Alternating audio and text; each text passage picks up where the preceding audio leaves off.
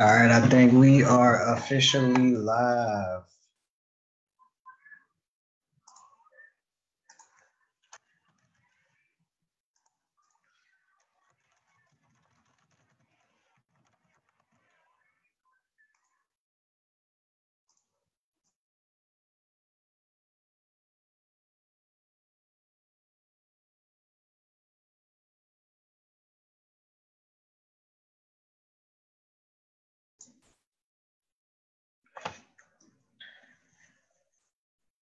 All right, so thanks for logging on. If you are watching and you happen to have any comments, make sure you post the comments so I can see you. I want to try to respond to. All right, make sure I'm unmuted. Yeah, if you're watching, make sure if you have any questions or any comments once we get started to drop them in the comments so that I'll actually see them. I want to thank you all for logging on. I'm just going to go ahead and share this video with a couple different groups. If you happen to see, if you happen to know anybody or any groups that you think this would be a good video for them to watch, please do me a favor and like and share. And again, comment, let me know you're watching. And today, this is the first edition of Market Watch Mondays. And today is really the epitome of getting started and doing something even when you aren't fully prepared and when you don't, not necessarily prepared, but when you don't have it quite all figured out. Like, this was an idea that I come up with and I was actually going to start it in like another week or two. It's like, I want everything to be perfect. I want to put together, the proper agenda so I can systemize it and we can go through the same agenda every single week and, all that good stuff, which is, just a few nuggets for anybody who's trying to produce content. You want to try to systemize that content as much as possible so that it's easy for you to be able, to maintain the consistency that you need whenever you're producing content. Anyway, instead of waiting and trying to perfect everything, I was like, you know what, we'll perfect it in the process and we'll just go ahead and get started. We'll get started this week. And then over time, we'll be able to perfect the process and the system. But not having everything planned out actually tends to work for the good. It's a benefit because it forces you to to be alert. It forces you to think through all of the different challenges and issues you might come up with, but it also just forces you to think through the creative process of creating something that doesn't exist. And so I thank you all for logging on. Let me go ahead and try to share this video for a second, if you don't mind waiting. I'm going to share to a couple of events. A couple of groups.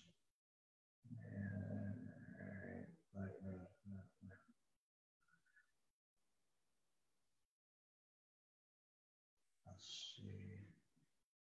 Again, do me a favor if you're watching, just like, comment, share. Let me know where you are watching it from. I haven't decided what market we're going to look at today. And actually what I'm going to do is I'm going to do a shared screen so that you can see basically how we're going to walk through everything. And my goal is really to just kind of walk you through the same process or a similar process that I would go through if I were looking for markets to analyze.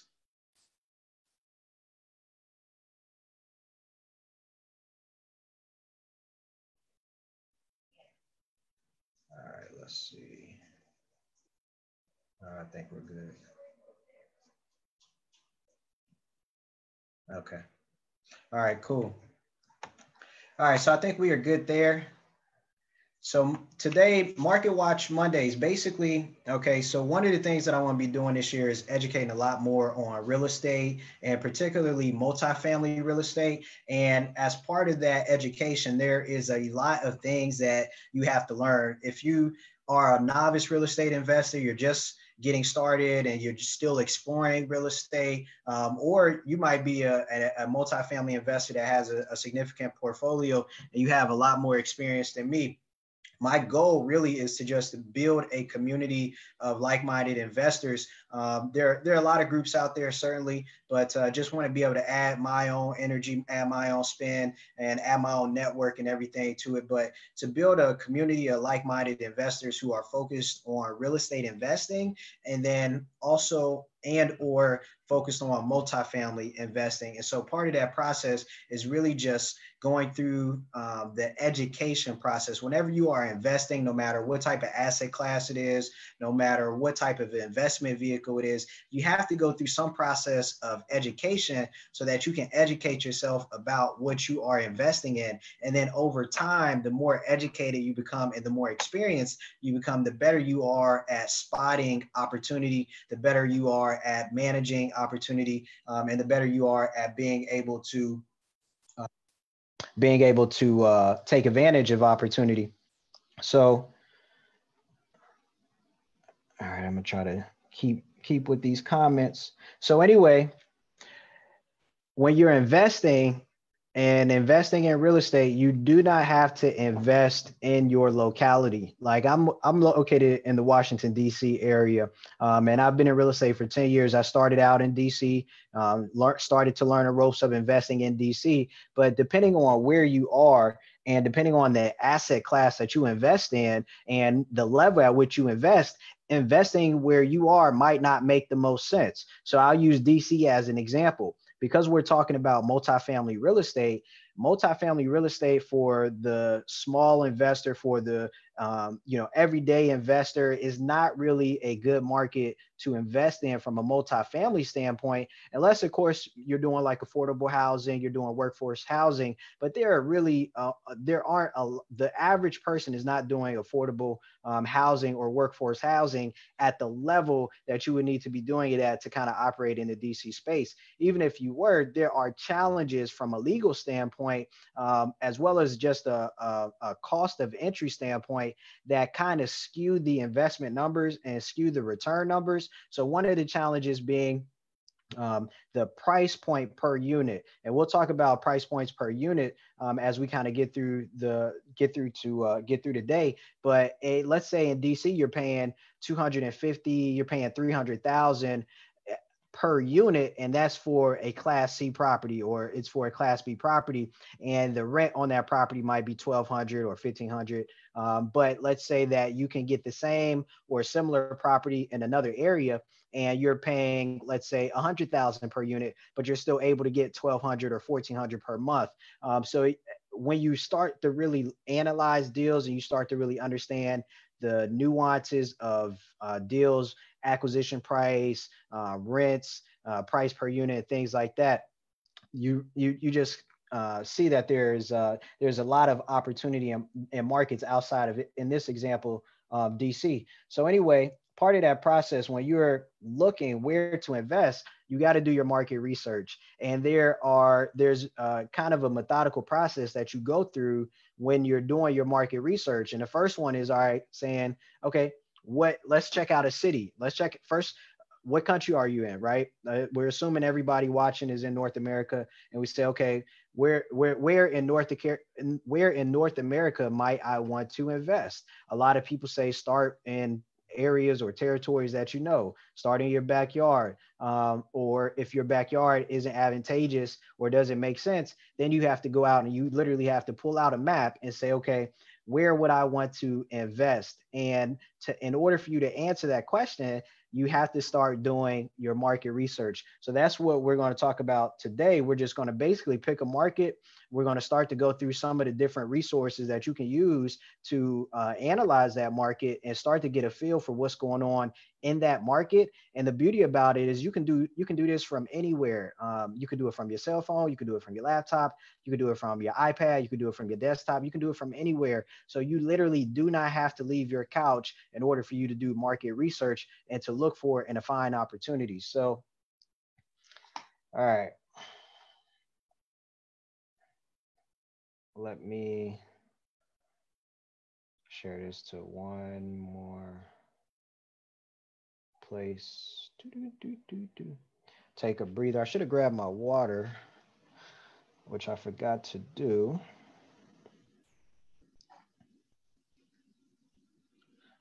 right, so I'm gonna try to check it. Okay, what's up, Deborah? I see you, Cincinnati. Nikki, I see you. New York in the building.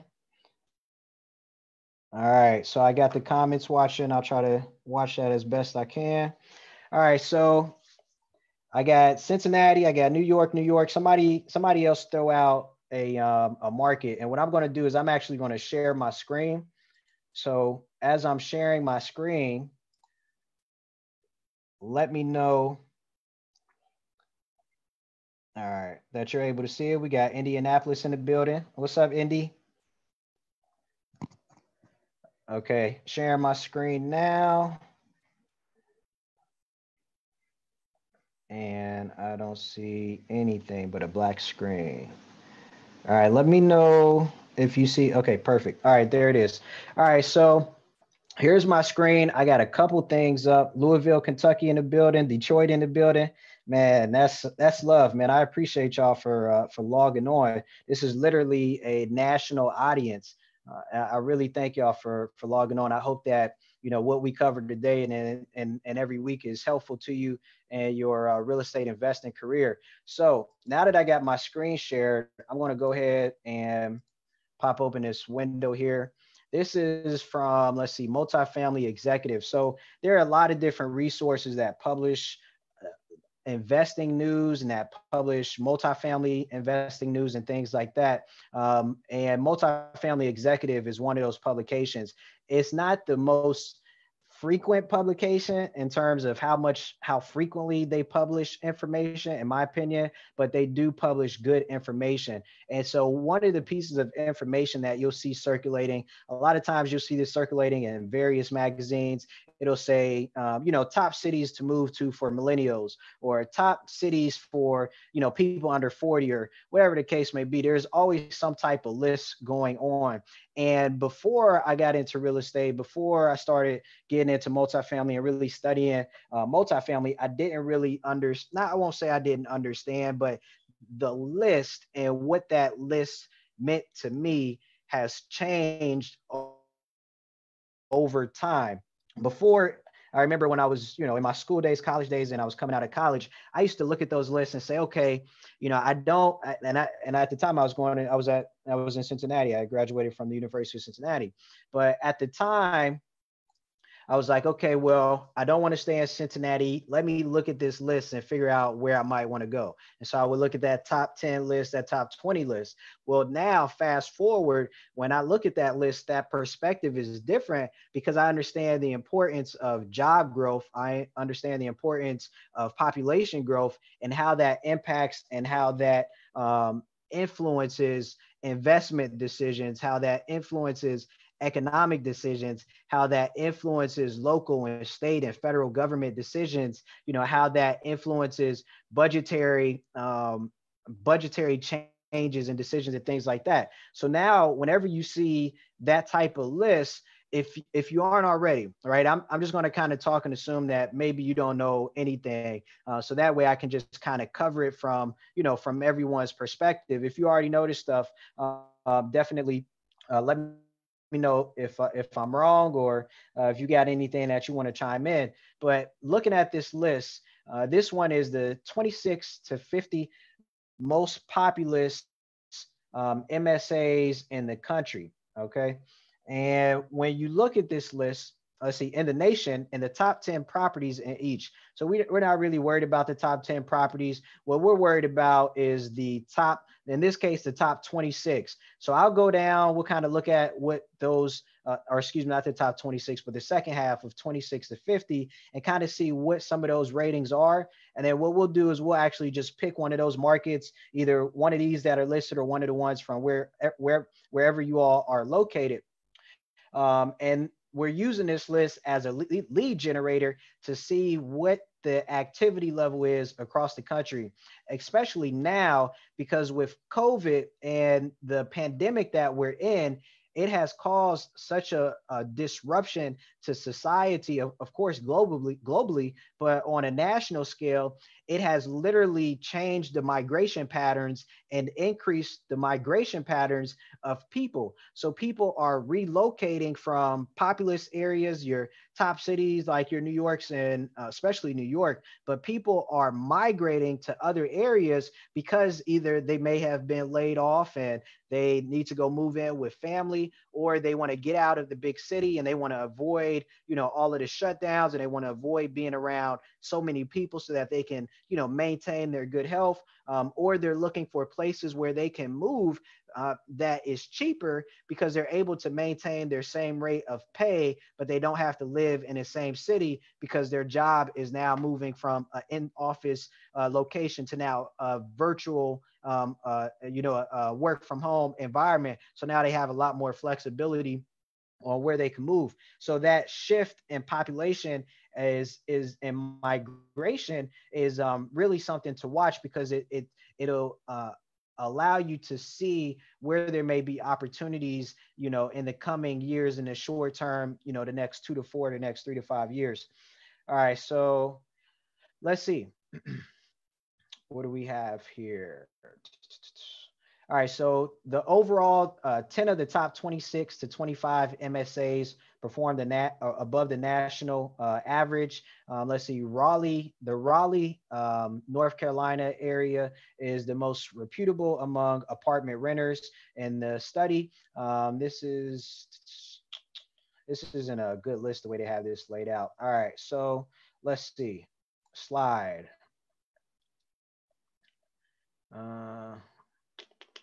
All right, so they have Sacramento on here, Sacramento, Roseville, Folsom, California. They give an average score of 62, and then they give you just some properties that are listed in that city. This next location, this is Las Vegas, Nevada area. We got Pittsburgh, Pennsylvania on here. We've got Austin, Texas area. Cincinnati is definitely a strong market for multifamily investing. And we got people from Cincinnati in the building. We got Kansas City, Missouri. We got Columbus, Ohio listed. Let's see, we got Indianapolis. We got some folks in here from Indy. So this is just to start, right? Like, you look at these different power rankings or different lists, and you just kind of go down the list to see what are the top rankings. Like, let's do another one. Let's do top 10 cities for population growth.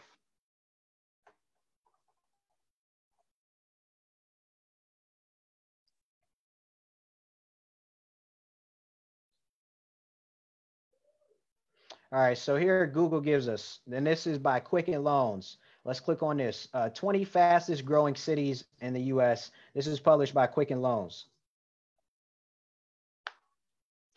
And this one is dated January 15th of 2020. So it's about a year behind.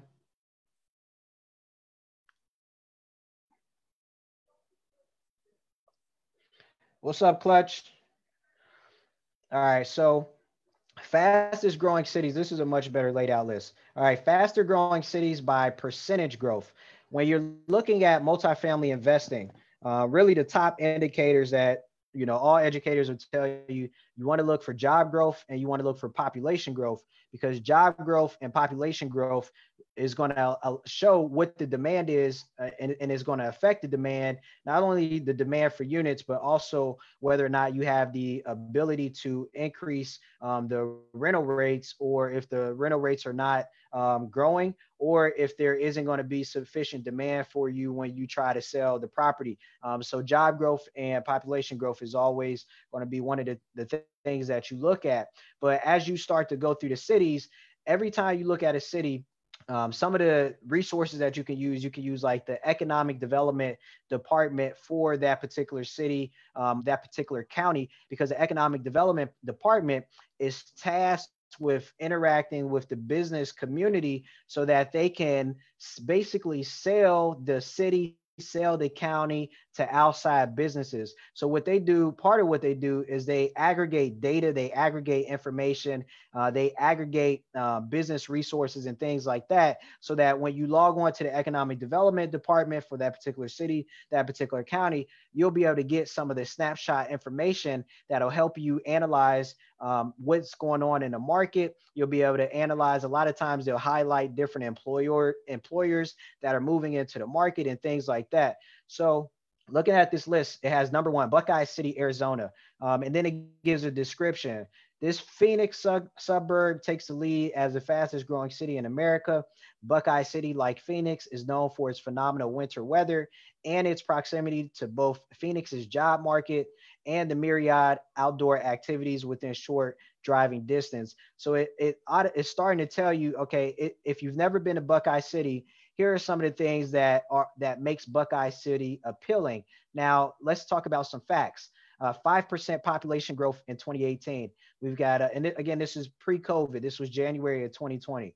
3% unemployment rate increase in 2018, with future job growth in the next decade expected to exceed 40% to accommodate the increase in population. So when it tells you that there's going to be an increase in jobs, and one of the reasons why the population may be increasing is because there are companies moving into this area or moving into the vicinity that are bringing jobs, that are attracting new residents and things like that. Median household income, 61,000. And then there are different studies and stuff. We'll go over all of this in time. There's no way I'll be able to cover it all today. But median household income, 61,000. If you're in a place like in the Midwest, the median household income might be 42,000 or 45,000 or 50,000. And as you develop your investing criteria and your investing niche, these are different parameters that you'll be able to use to essentially filter out whether a market is likely to present the type of opportunity that you are looking for. So for example, you may set a criteria that says, okay, I don't want to look at any market where the median household income is below 40,000. Or I don't want to look at a market where the median household income is above 45,000. Now, it may not be the first decision factor or first decision point that you make, but it's potentially one that you may use to start to set a criteria for your investment strategy. And while I'm talking about it, I'll just mention investment strategy really quickly. Let me see, Nikki. Yep. Employment brings workers. Absolutely. Workers move closer to employment centers and increases population. Absolutely.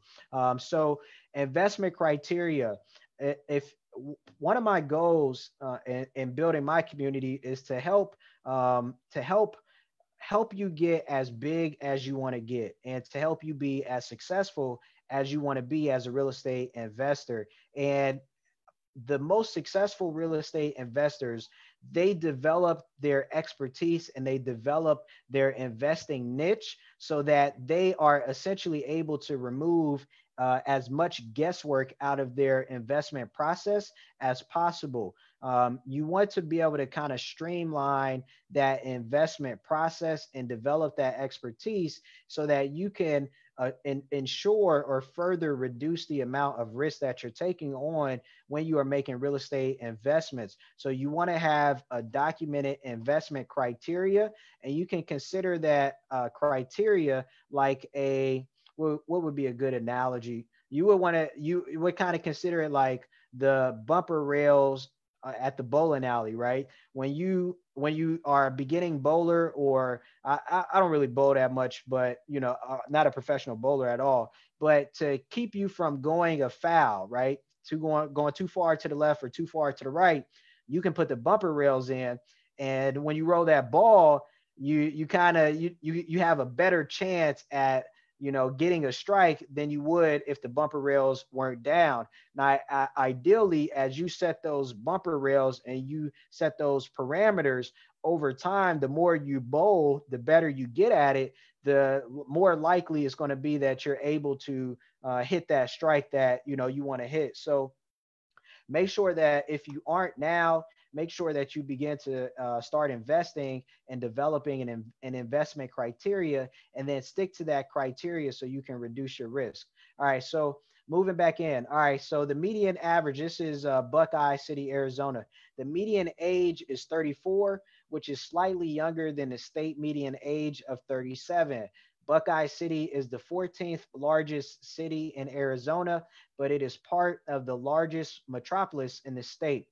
All right, so we'll go through one more, and then we'll move into just another layer of analyzing or looking for information to help you analyze a real estate market. All right, so let's get out of Texas. Texas is definitely a popular state. There are a lot of investors out of Texas, especially like that Houston area. Castle Rock, Colorado, Round Rock, Texas. All right, fastest growing cities by population growth. All right, let's see. Let's do Apex, North Carolina. All right, Apex, North Carolina. This is about 10 miles to the west of North Carolina's capital, which is Raleigh. So, from a contextual standpoint, 10 miles outside of any major city is really not that far. If you're in the Washington, D.C. area, you could drive an hour, almost an hour and a half, and still pretty much be in the vicinity of what makes up the Washington, D.C. area. I could drive 45, 50 miles up north to Baltimore. And although it's 45 or 50 miles away, that's an easy drive that people make, and people make that commute on a daily basis. So 10 miles outside of Raleigh is not that far, but I know also when you're in a more rural or southern area, 10 miles could be significantly different from 10 miles in the city. But anyway, 10 miles west of North Carolina's capital, which is Raleigh. This is a smaller city. Apex is home to about 50,500 residents, so it's really not that big, who choose the area to be a part of its self-proclaimed peak of good living.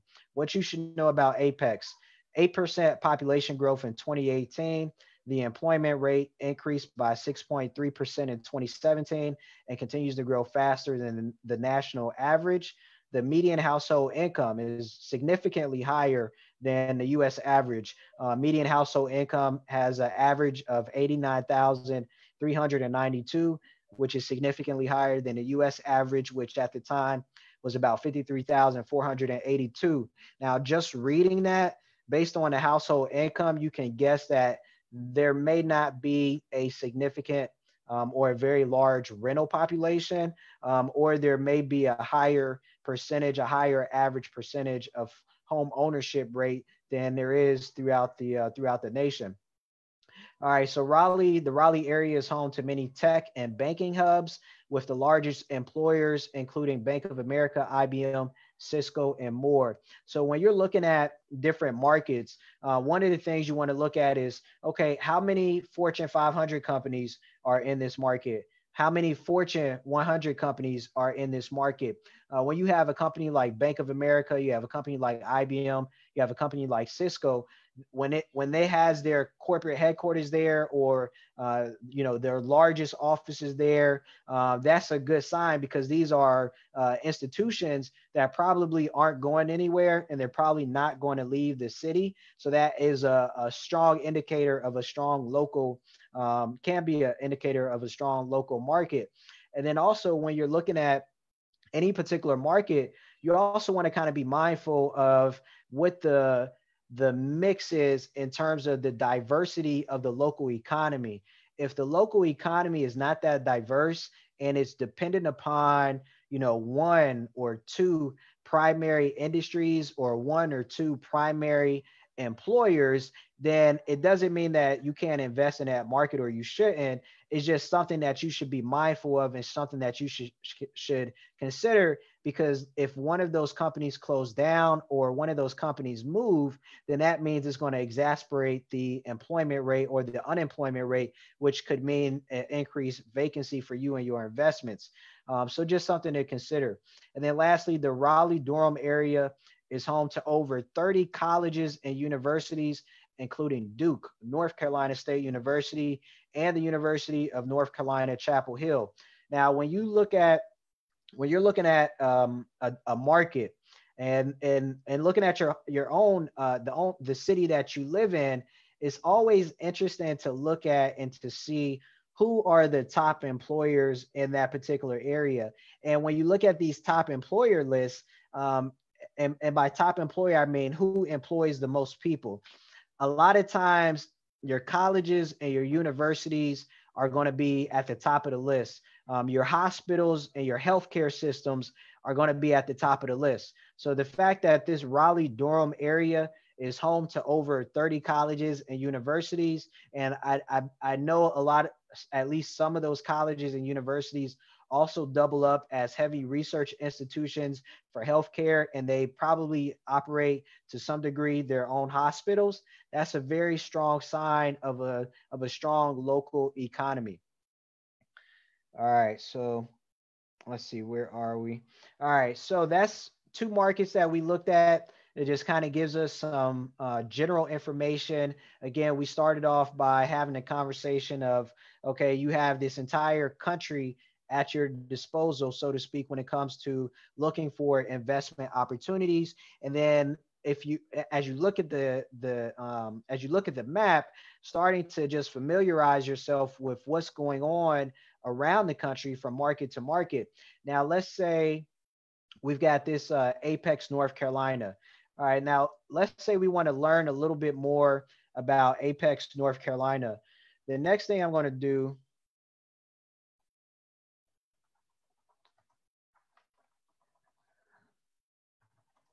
is I'm just going to type in Google Apex, North Carolina economic development. All right. And let's see what pops up. All right, so when you look at the list, we got a couple things that pop up. We got the economic development for Apex, North Carolina. We have the official website. We have the Chamber of Commerce for Apex, North Carolina. And we have the director of the Apex Economic Development Department. So let's just go to the official website. Yep. Nikki conduct a market study, a macroeconomic analysis that examines the general market conditions of supply, demand, and pricing, or the demographics of demand for a specific area. I like it. All right. So waiting on that to load for you all to see it. And this is the Apex Economic Development Department. It says the peak of good living, as we read earlier, is dubbed as the peak of good living. Now, one of the things too about economic development departments, when you're looking for opportunities, investment opportunities, there are a lot of different ways to find or generate leads for potential investment properties. And a lot of times these economic development departments, they will have some type of property listing on their website. And depending on what the inventory is like, depending on what they're trying to promote in their local area, they're going to have different available properties on their website for you to look at. So looking at the business services, we'll just go over the business services a little bit to kind of help you familiarize yourself with the economic development department. This case, they have available buildings. They have an available building directory, available sites. They have an online site listing service. They have featured business parks with park listings and brochures. They have something called Think Apex, which has community connections information in there. They have Launch Apex, where it says entrepreneurs want it. Again, earlier, remember I mentioned that economic development departments are basically trying to sell the area, the environment, so that they can attract businesses, obviously attract entrepreneurs who are willing to bring their business over, which again helps to increase the jobs and reduce the unemployment, as well as potentially increase the population. They have a co-working station through a downtown partnership. They have a business directory, and they also have a link for business resources. And I'll just scroll down a little bit so we can see what's on the entire website page.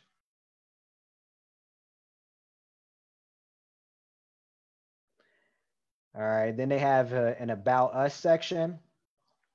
And on that About Us section, they give us basically the executive leadership of the Economic Development Department. We've got Joanna Helms, who's the Economic Development Director, Colleen Moraes, who's the Downtown and Small Business Development Coordinator. We've got Barbara, looks like Belichick, who's the Program Support Specialist and Chamber Membership Liaison. And then we have Lisa Rashk, probably got that all wrong, who is the Program Support Specialist.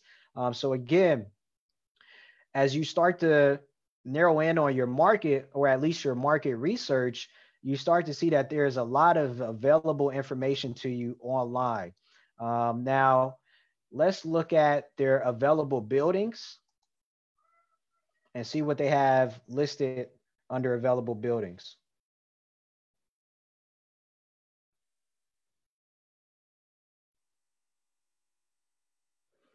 All right, so it looks like, which is to be expected, when you look at these sites, you're probably, the Economic Development Department specifically, you're probably not going to see multifamily stuff. You're definitely going to see a lot of office and industrial. You may see some land. In this case, we have light industrial leases. We got office and institutional leases. We have mixed office space. We have multiple buildings. We got light industrial, office, retail. And then again, it gives you a lot of detailed information. Now, if you're niche, or if you're investing in office, you're investing in industrial, you're investing in mixed use, then that is something that might be beneficial to you. All right, so let's exit out of Apex. And let's go to probably the granddaddy website of them all for commercial listings. We'll go to LoopNet.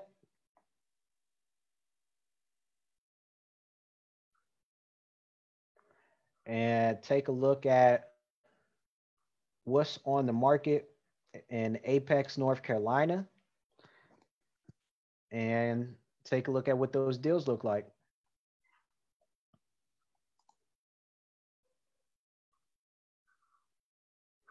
It's 7:38. We'll try to, we'll definitely wrap up by 8. I will not go longer than 8. I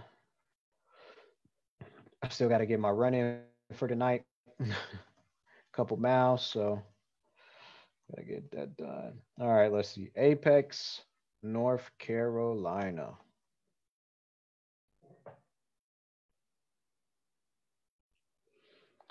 And because Apex is so small, I wouldn't be surprised if we don't see a lot of listings for multifamily, or we don't see any listings, or most likely there's going to be some listings that are just outside of Apex, or in that, general Raleigh area.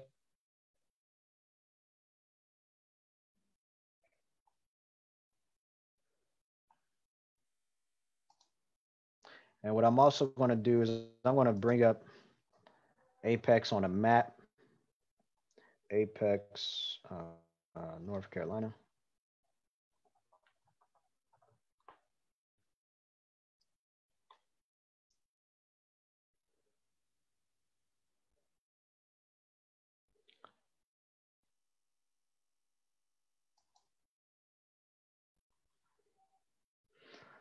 And when you pull up the map on Google, or wherever you're pulling up maps, usually Google is sufficient. And when you search by a particular location, it's going to, as it shows the location, it's going to basically give you kind of what the perimeter is of that particular location.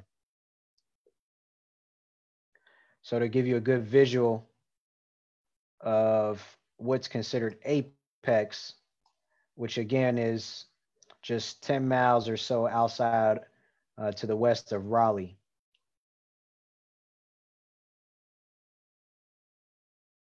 Which I haven't been to Raleigh in a bit. All right, so this is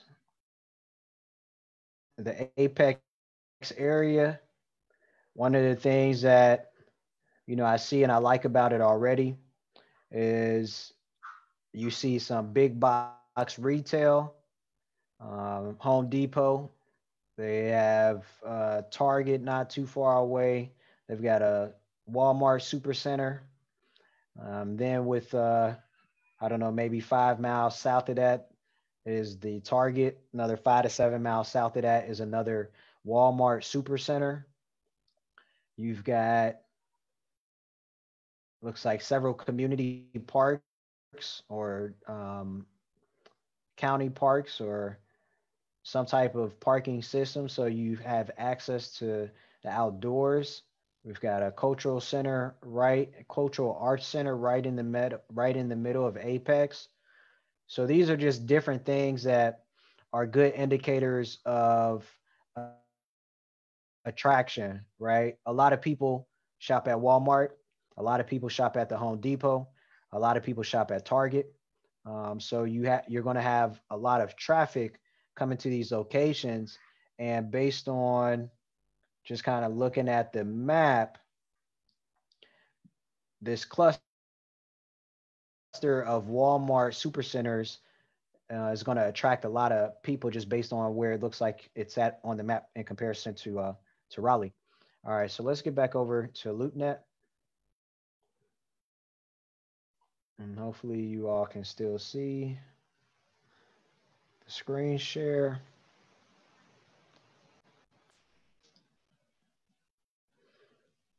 Okay. All right, so let me move this box out the way.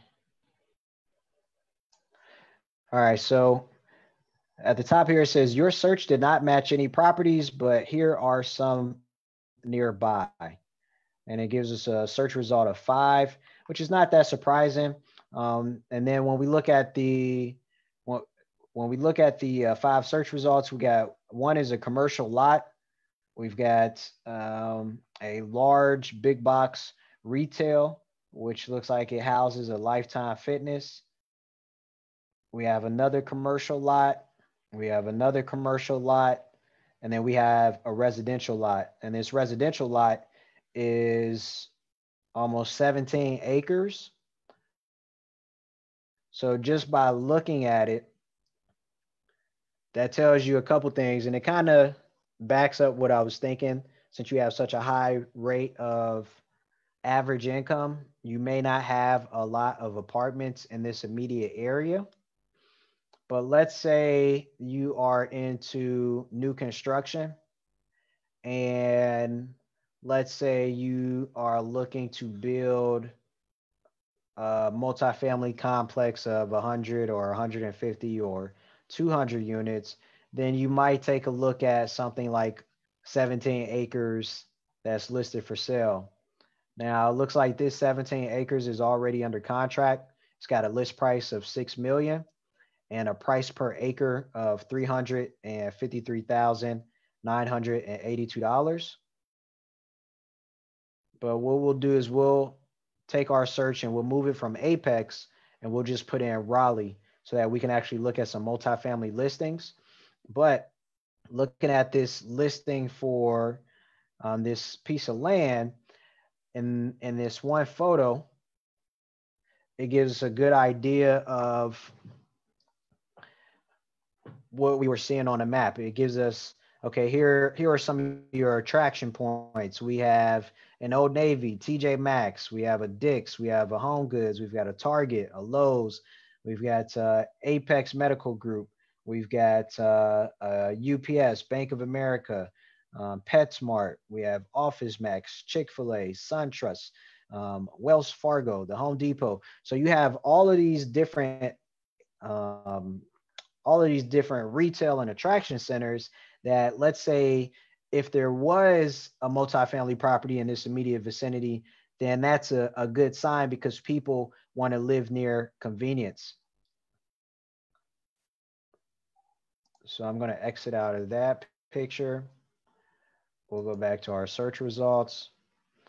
And then we're going to pull out a little bit from Apex, and we're just going to check Raleigh in general. And once we check Raleigh, we'll look at one of the multifamily deals, and we'll finish up just by looking at an offering memorandum for one of these deals in Raleigh.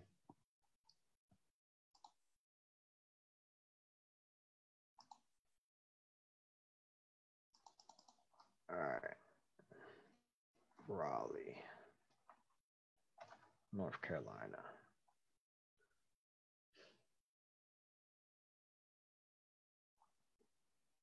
I don't know if anybody's on Clubhouse, but my Clubhouse alerts are going crazy right now. Okay, so we're going to select multifamily, Raleigh, North Carolina, hit enter.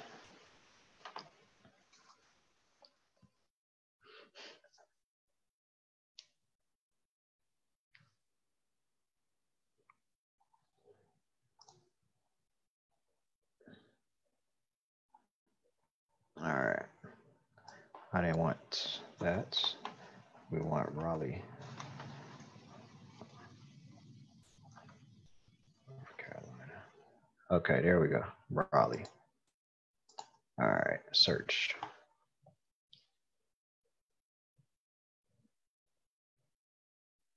All right, man, inventory is tight, which is actually a good point of conversation. So we're literally, let me check my filters, make sure I don't have anything else on here that is preventing us from seeing all of the active listings. Okay, North Carolina, Raleigh. Yeah, everything looks good. Multifamily, all of the multifamily. All right, cool. All right, so our filter is good. Now we're looking in the Raleigh area, and the search results only came back with five listings, or not even five. I'm sorry, 3 listings, and none of these are actually multifamily. One is a condo unit, one is a retail condo, one is a residential condo, one is a retail condo, and one is a portfolio of 5 properties, which a lot of times when you're looking at these multifamily offerings, a portfolio is when basically somebody's selling literally their portfolio of properties, which is going to be a mix of, it might be some 2 units, it might be some 4 units, it might be some 10 units. It really is going to depend, but it's going to be a mix of properties that could all be multifamily properties, or it could be a mix of other things. So looking at this listing, this is the New Bern Eddington portfolio. It consists of 5 properties offered at 3.5 million. And it gives us a breakdown of all of the property types that make up this portfolio. And there's only 1 property in this portfolio that is actually multifamily. 3 of them are office, 1 is multifamily, and 1 is land. So I'm going to click on the multifamily building and see what kind of information we can get from there.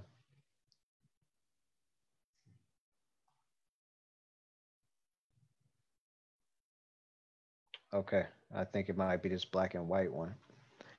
Okay, so 2,096 square feet. I think this might be a 2 unit next to Durham Airport.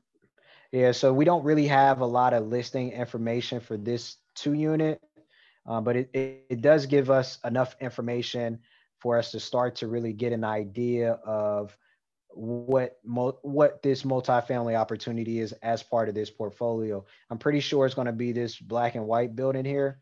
It's a small building. It's only 2,096 square feet. So depending on how this is set up, it could be a 2-unit or it could be a 4-unit with an average of about 500 square feet per unit, give or take, a little bit over 500.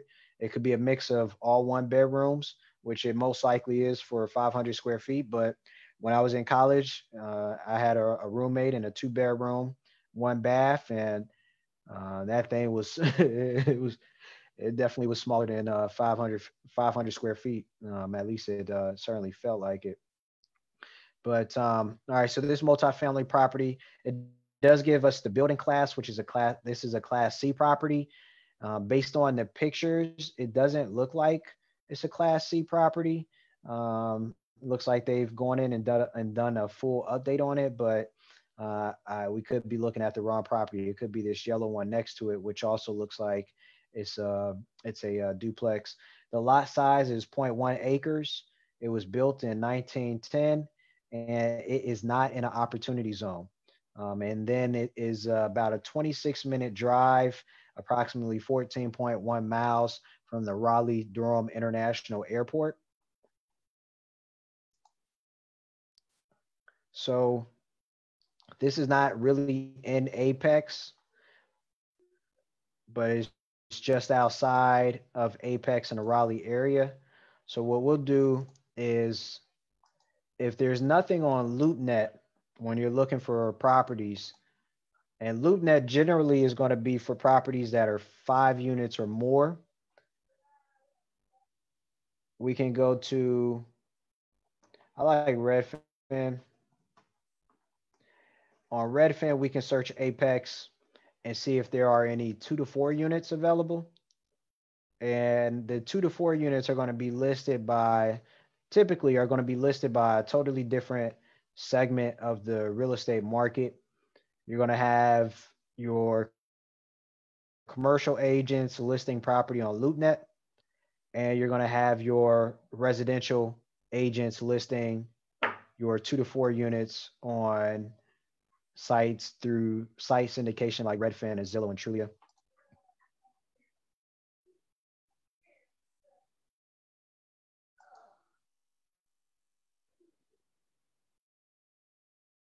All right, 752. All right, come on, Redfin. All right, so we'll type in Apex, North Carolina, and we'll wrap up our first edition of Market Watch Mondays. Let's see what's available in Apex, if anything.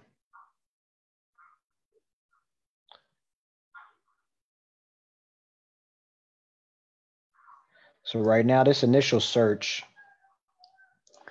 is for everything. So we want to filter our search.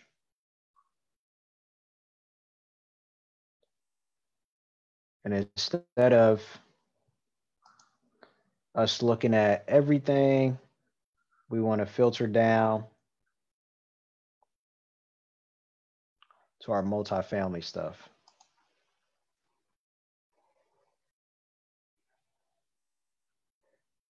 But looking at this, the single family stuff it's always good. I mean, it gives you an idea. It's always cool to see the different housing stock around the country and see what prices are going for, standards of living and things like that. All right, come on, filter box.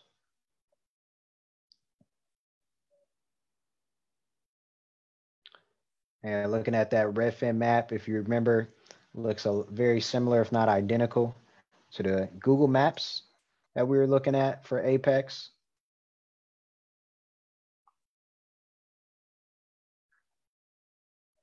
What's up, Jamarcus?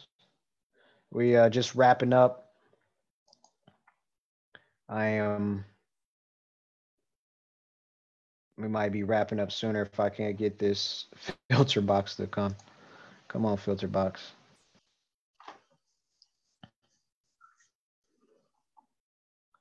All right.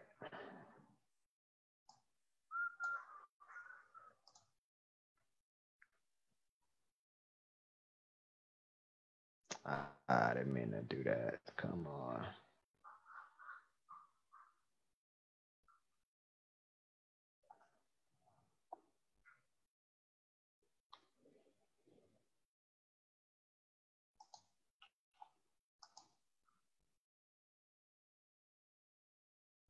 All right, this thing is not coming up. Come on. All right, so we're in Apex, North Carolina. If you're just logging on, this is a market that we identified by doing a little bit of population growth research.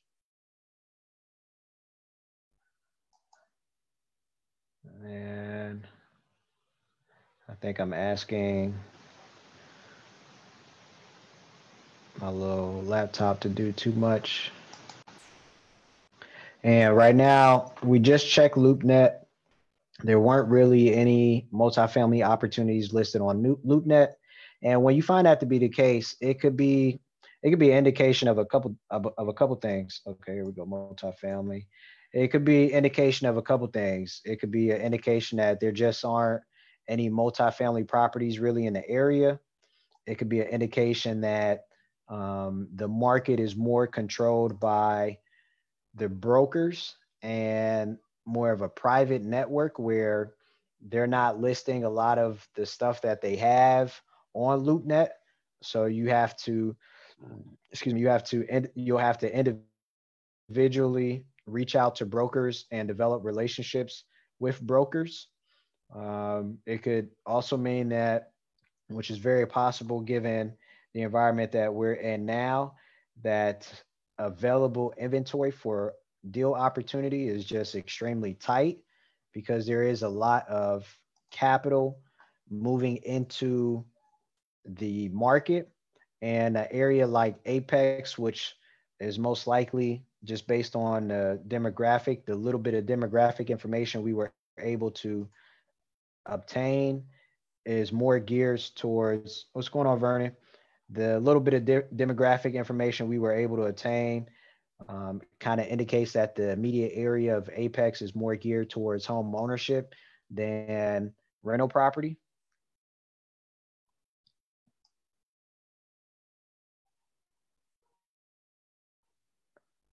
So that could be an explanation for why there really isn't much opportunity listed on LoopNet.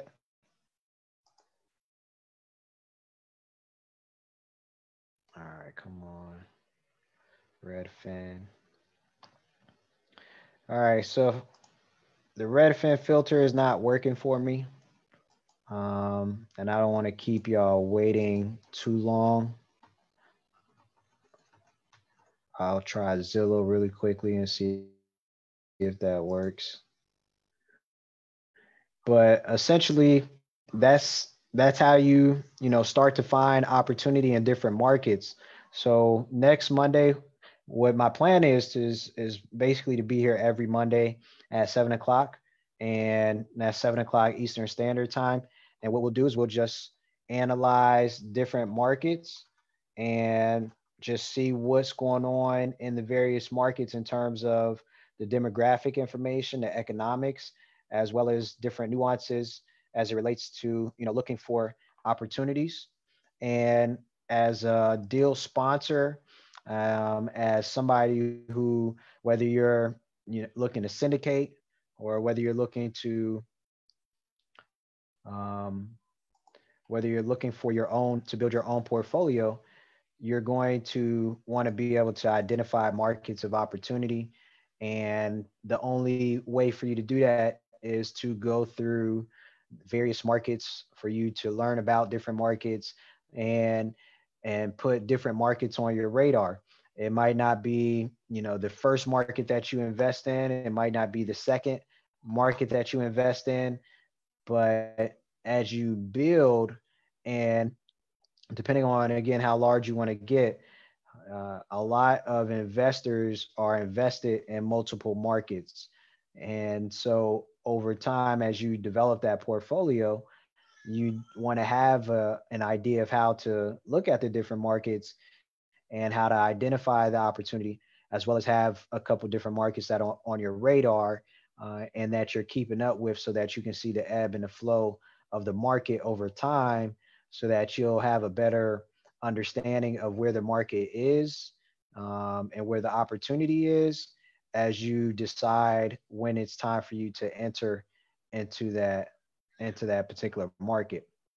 So if you're doing any investing in the 2 to 4 unit space, you can use websites like Zillow, Trulia, Redfin.